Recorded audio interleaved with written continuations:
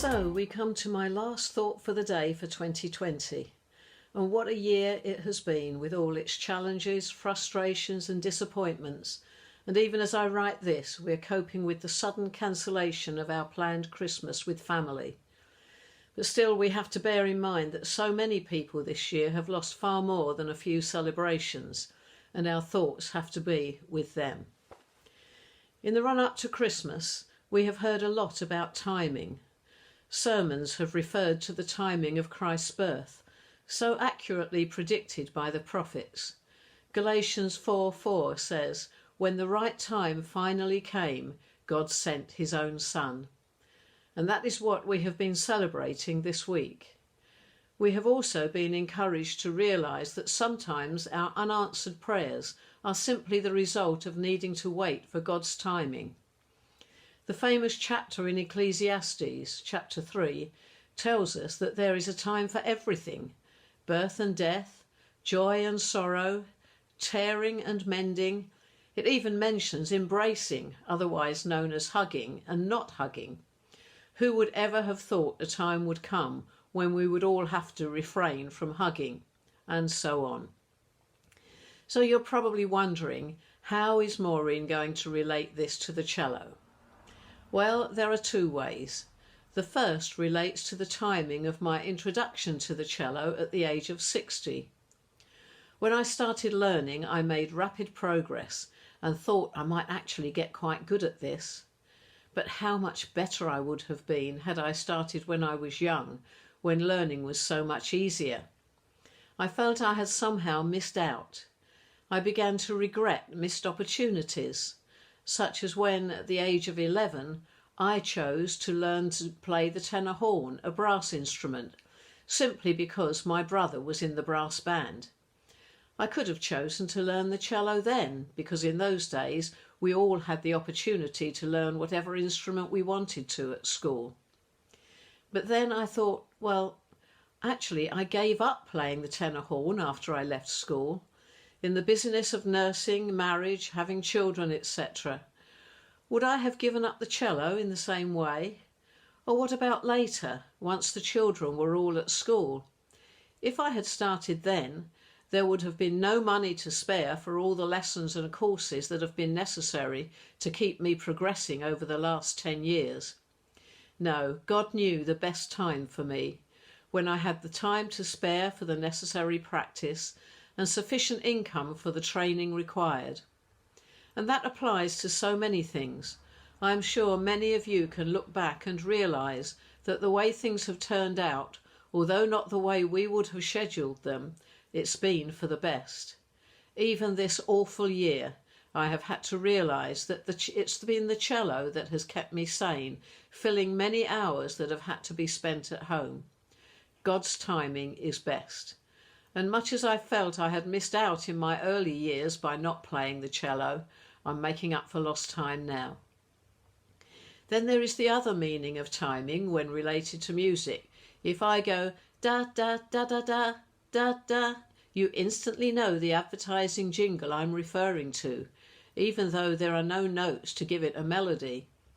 In fact, the rhythm is more important to music than the actual notes are. We all know the famous line from Eric Morecambe when confronted by Andre Previn's criticism of his piano playing. "I am playing all the right notes, but not necessarily in the right order."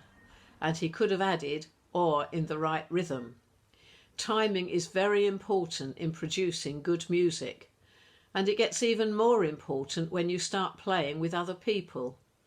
In Simply Strings, that I am part of, each group of instruments has its particular part, and only if they are played exactly in the right place does it sound anything like music. It takes discipline and training. In an orchestra, the conductor has the score. This is the music that has everybody's part written in, and only the conductor has this. Everybody else just has their own part. He brings the players in at the right time, and a good conductor brings out the best from the musicians in front of him, but only if they are watching him and following his directions. Imagine the chaos in an orchestra if everyone played what they liked, when they liked, at whatever speed they liked. If you like, God is like a conductor. He alone has the full score, the complete picture of what is happening now and also of what will happen in the future. We only have knowledge of what is going on here and now, in our own little corner at this time. So no wonder we sometimes get impatient and think we know best. There are always going to be times when we would like to do our own thing, but if we want to make the best of our lives, we need to be watching the conductor and following his directions.